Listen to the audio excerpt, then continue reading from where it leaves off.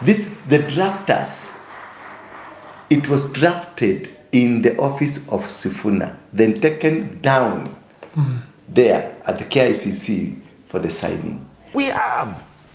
So when we are raising these issues, you are referring me to take it to the floor of the House. Pause. I've been on that floor of the House for 24 years. Where was this cleverness? Where was this cleverness that we are hearing from here?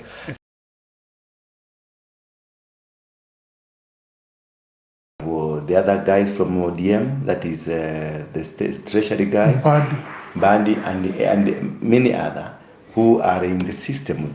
They have taken prime ministries. Look here, Mutahikago is the minister for agriculture. Kapogo is the minister for ICT, and Lee Kinyanjui, is it public? Something like public service. He's the one who's running the public service. Then go to the other guys from ODM. We have treasury, energy. Yeah. So they have taken utility and the blue economy. The blue economy. They have taken the utility ministries. Who is in control? Is it Ruto or Raila? When you need a budget, who does it? Badi. Who is that? You saw the other day, Raila was visited by Chinese ambassador, who flanked Raila in that meeting, in a private office. It is Badi, the minister who is supposed to be with the president. He chose to be with a normal citizen of the country, just an ordinary citizen of the country. Then they went to the private office to do a governmental assignment, accompanied by a minister. Meaning, a minister, this minister is royal to this gentleman than the one who purports to employ. Are you getting me now? Therefore, what is happening for many people thought that I would have expected that Ruto to go home, Ruto to be removed.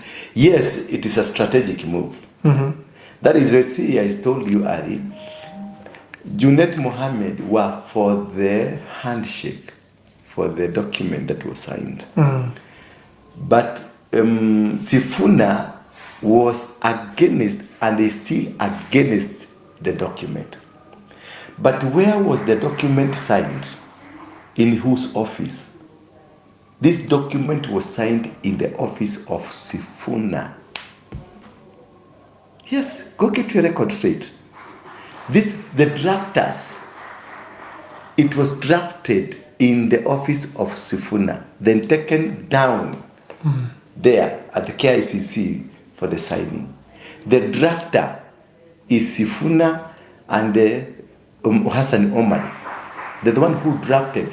But since the drafting, even before the drafting, after the drafting, and after the signing, still this guy, the drafter, is still fighting it. Are you seeing some logics there? Then the Junet, who was for, they went mute. They left the other team, the lieutenants, now Kina Orengo, Kina Sifuna, to do the jargon. Continue fighting, disorganize these people completely until they are completely worn out. What they didn't want to confront Ruto directly by getting Mandamano here because they were hurting people, because they were hurting the economy, and they just changed the Machiavellian style of movement. Raila got inside. That was an agreement. Before Raila came to sign this document, they met with Uhuru in Malindi. Yeah, I remember. You remember? And then Uhuru was given an assignment, you be outside, wacha niingie ndani. Then once Raila got inside, he has made sure that Ruto is not making a single move. He's now no development. What Ruto is fighting, if he is not in Narok trying to quell something, he is in Luoland trying to speak about a story and then hit by a shoe. Are you getting me? So you see the vulnerability of the Ruto government, the Ruto system. They are firefighting. They were even sent now, they were organized, well organized, to go to Central and they tried to quench. And the Central, it was like, you see how the patterns in Central, they were three. The pattern of Nyandarua was not the pattern of Muranga, and the pattern of Muranga was not the pattern of what? Mount Kenya East. Yeah. There were four different patterns. The patterns of the Embu people, the Meru people were the same. The pattern of Nyeri was a different one. And the pattern of Nyandarua Muranga was a different one. When they went to Muranga, there were no much scuffles. But when they went to Nyandarua, it was volatile. When they went to Nyeri, the same thing, volatile, happened. They went to Meru, one part they were accepted, one part they were not respected. Why? It was a strategic move. There were people who were dispatched before this Ruto came in, and people were told to eat the money because money was there. A lot of money was spent. And the people were told to go and eat. Don't spare this man. Eat, because it will be eaten anyway by somebody. So the whole scenario from the ground, they discovered it was a hoodwink. And even the person they really thought that was with them was Wamatangi. When they came to discover Wamatangi was not even with them, he mobilized people to come and eat money. They had to lock him in. Because that was the greatest betrayal. And graft charges. Yes, the graft charges. They locked him because the money that was kept in the house was part of the money that was given to go and distribute. So they were going for their money. So that is a scenario that Raila is doing. Raila assignment is to make sure Ruto does not sit down to plan. And they did it from inside. Because they all came, the panelists, the experts in their camp. Because it is no longer the Raila Uhuru doing the planning part. The planning part is not organized from Kenya. The planning part is organized from New York. The people who are running the show, they have even you remember the other day, Matiang contracted a company, a PR company, to make him to run him. Who paid for the entire project? It was paid, but it's a project. Money has been placed somewhere. This is the money that you're going to use. We know this. They know. Who knows that Raila is deep pocketed, and the Uhuru they have money, and the Mois they have money. So Ruto knows, even if he says that he will gonna use money to buy people, these are the guys, they have money to buy people. So that one is well known. So what they didn't go for jargonism of doing those combatant politics, but inside destructive politics, destroying the house from inside, while the Uhuru organizing the other house from outside. That is why, say, Jubilee was moving to Kisii, Jubilee was moving on, it's these Kioni people, and the organization. Also, there is a party coming for Matiang'i. It will be having either a motorbike as a symbol or an umbrella as a symbol. That's what they'll be using, something that can touch, because Ruto came with a wheelbarrow. They're going to come up with something similar, either a bridge that the poor can relate to. That a poor, because the same script, Ruto, the same script of attracting the poor, that is what they are going to come with.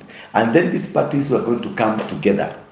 The Wamunyoros, the Karonsos, then they are going to sit on a round table meeting, then subdivide themselves among themselves, who's to become this, who to become this, where utakuwa hii, utakuwa. Then once they do that, they will come with their money and they create a euphoric, and then we'll have a Kibaki moment, Matiang'i tosha. Now, before tufika hapo kwa sura ya Matiang'i and all this panel, do you feel that the MOU will reach 2027? No, the MOU purpose ended with the signing. It ended with the signing because they wanted just Ruto afungue mlango. The knocking ended. The MOU was the knocking. They were knocking the door.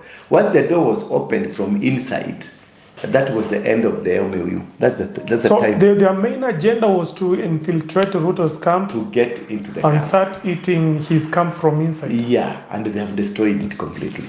A political rally. They have already begun campaigns for 2027. Let me say one thing about what my colleagues have said. I will answer your question. As senators, really, there are things that I don't expect a senator to say.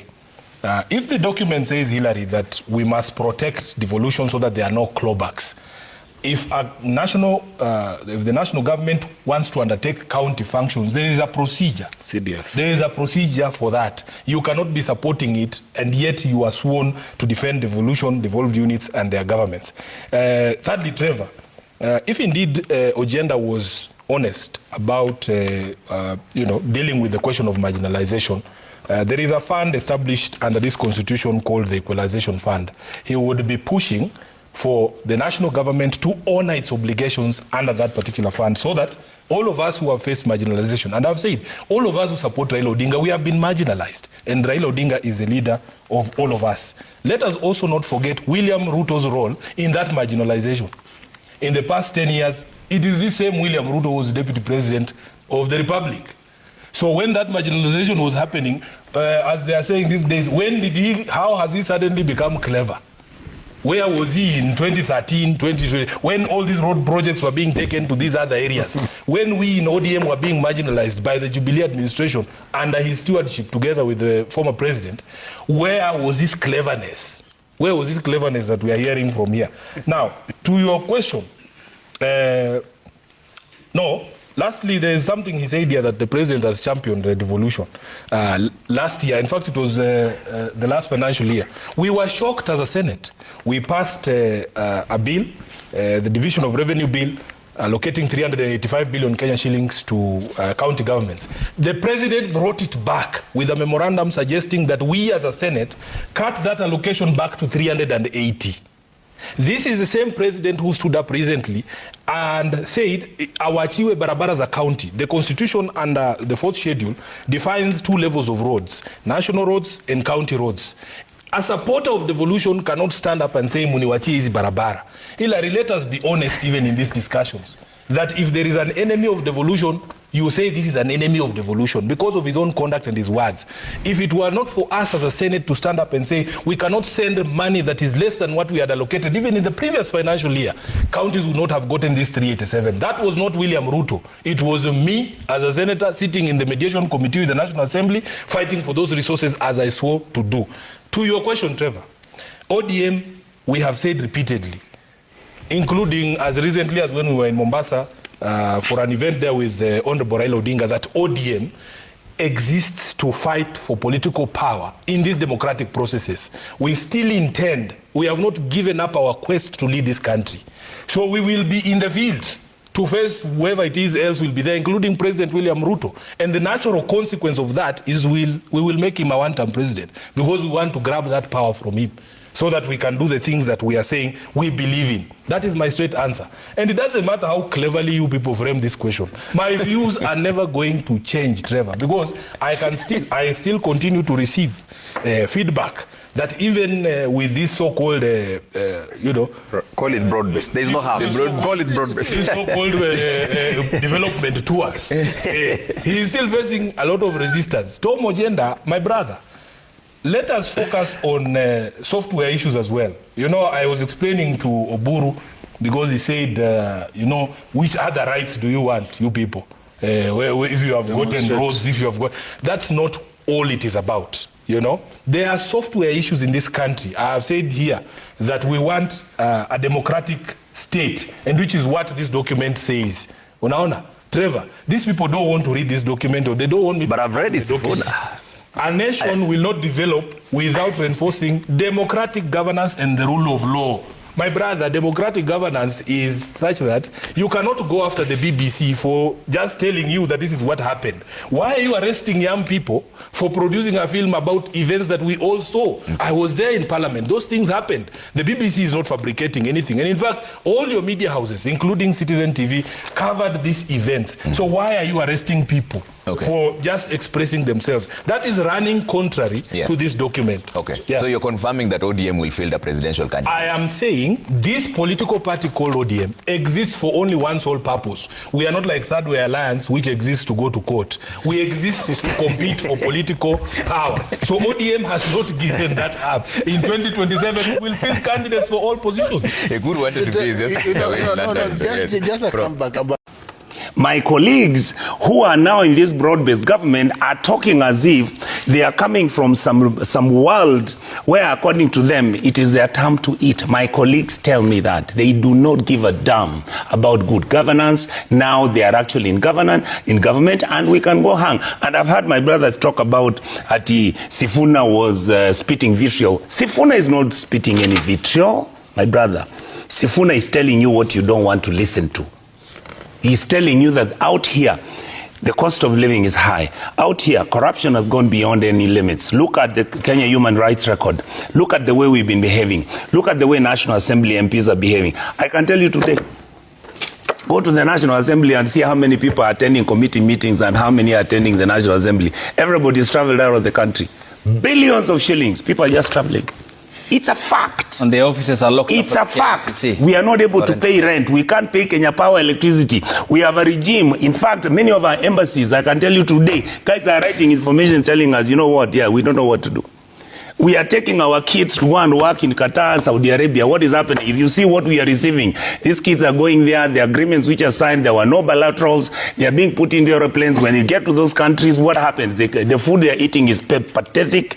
The housing that they are getting. In other words, we are failing to understand that the purpose of... I did not expect ODM to join the broad-based government with the sole intent and purpose of continuing with the largesse and the exclusivity of flying in helicopters. Now, guys, the Land Cruisers don't matter anymore. We are talking about, I want a government that is responsible. I have no problem with my party leader and the President William Ruto forming a coalition and working together. Please do. That is your political decision. But I want the results, and the results I expect are very simple. A country that is organized, a country that plans. We were supposed to implement the constitution. Have we? No. Have we devolved the function to the county governments? Yes. Have we given the money? No. We have moved from a budget 3 years ago, which was at least at about 2.7 trillion. Now we are at 4.something trillion. When you check where the money is going, money, even what we are borrowing on, supposed to go to development programs, is now on what? Recurrent expenditure. And then you tell me we have a state. We can't even raise capitation money. We are not able to pay county governments on time. Then you tell me I'm just a heckler. So oh God. 3 years ago, I was on this studio. I said these young men will come to the streets. And somebody told me, you're just a heckler. They came.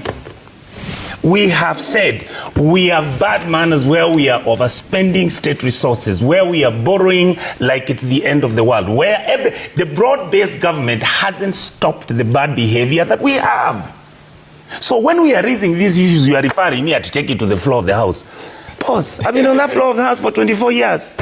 And the games which are taking place there are games which are deliberately designed. And I hear my brother saying, oh, there's no corruption. Kenya is the #2 corrupt country in the world.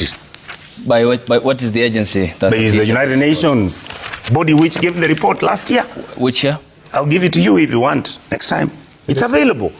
And I am saying... So the UN issues... Yes, they always give an index. Or it's transparent. They give an index. Talk about the law which was supposed to be the conflict of interest law. These are challenges that this country must deliberately seize. And this is what I expect my leadership in ODM to stand for. As Kenyans, we have refused to face those things that are what I call our dirty linen.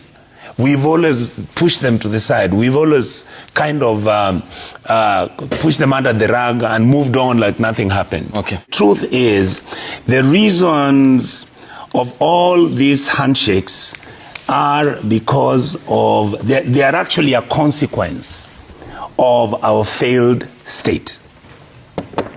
This handshake thing has nothing to do with, oh, we want peace, or, you know, peace is going. No, it is the fact that we have refused to accept that we have different arms of government. We have the legislature, we have the judiciary, and we have the executive, which is the presidency. And we as leadership and people who are elected to do those jobs, we have refused to deal. The reason is we are too corrupt. All right, we have money peddled all over Parliament, National Assembly, Senate, everywhere. You have the judiciary where judges are receiving money to make rulings. Some of them don't even understand that we are affecting the very essence and nature of the state called Kenya. And then you have now an issue where the current administration has actually perfected the excellence of doing business around government and public engagements, whether it is SHA, whether it is SHIF, whether it is whatever you want to do. It is not that these things are not worthy. It is not that we are saying that these things have never meant anything. The truth is, look at what has happened every time there has been these handshakes. What has happened? Number one, and I was one of the people during the time before President Ruto and Raila came in with this handshake thing. We were saying, we are not going for handshake, we want good governance. No. The truth and the reality is, after handshakes, corruption has never reduced. Most probably during Kibaki's time was when there was a little bit of tipping, because we are all watching each other like dogs. And my argument is, the broad-based government, look at what is happening this morning. Zoya Sugar has already been sold. The people of Bungoma, they are going crazy. Nobody, there was no public participation, there was no engagement from anybody. Deals are being done. Look at Mumias, look at Chemelil, look at Professor Nyong'o. What is he saying? What Orengo and Nyong'o are talking about is this: the bad behavior that we are supposed to protect Kenyans from a bad government and from our bad behavior of corruption and those deals. What has happened, Ayub? We are now actually camouflaging. We are the ones who are covering the nasty stuff that is taking place in government. But I want the results, and the results I expect are very simple. A country that is organized, a country that plans. We were supposed to implement the constitution. Have we? No. Have we devolved the function to the county governments? Yes. Have we given the money? No.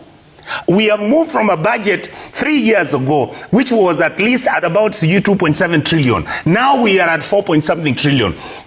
When you check where the money is going, money, even what we are borrowing on, supposed to go to development programs, is now on what? Recurrent expenditure. And then you tell me we have a state. We can't even raise capitation money. We are not able to pay county governments on time. Then you tell me I'm just a heckler. So oh God. Where we are now, the system is deliberately dysfunctional. So I'm saying, yes, you can blame me saying that this is a banana republic, but it's banana republic which abducts its children and kills them. And the president comes out in public and said, I've stopped all the abductions. And that is okay. And I'm comfortable with it, if you think that's okay. But what we are saying is, the state called Kenya deserves better than the treatment we have given it.